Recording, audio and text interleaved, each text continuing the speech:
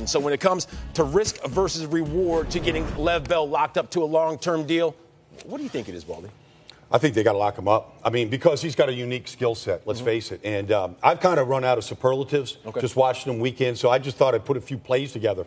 And I could just show you what he brings to the Pittsburgh Steelers and what the NFL has to do every single Sunday. This was the first play of the third quarter in a playoff victory against the Chiefs. And patient style, but he's seeing Eric Berry coming right at him right here. He's going to put that left foot in the ground, and he's going to dart.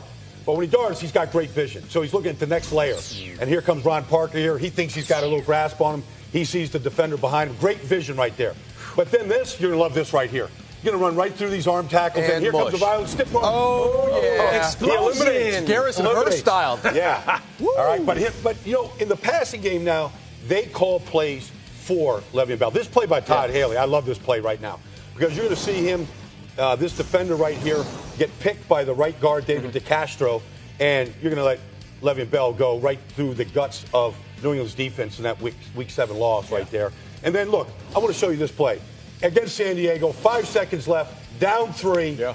They're not going for the tie here. They're putting Le'Veon Bell in the Wildcat and letting him go win the game, putting the ball in his hands. And that's how Mike Tomlin thinks about him. That's what his teammates think about him. He found a way to get that ball in the end zone right there, you know, in the victory celebration.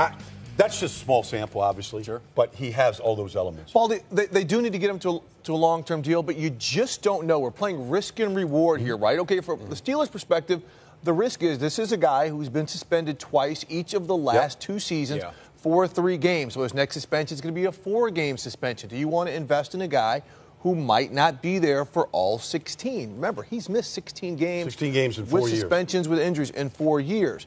The reward is, if you sign up to a long-term deal, you get one of the best running backs in the NFL. And Baldy, he's 25 years old. He has 5 years before we hit that magic 30-year-old number. This guy's got a lot of football left in him.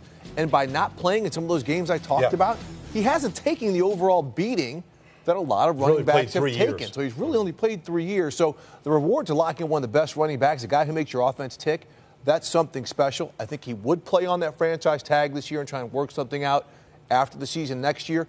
Guys, let's not forget, Ben Roethlisberger's already talking, hey, this might be the R word. Yes, so they need to get something done, and they have to have Le'Veon Bell in the mix if they want to win a championship.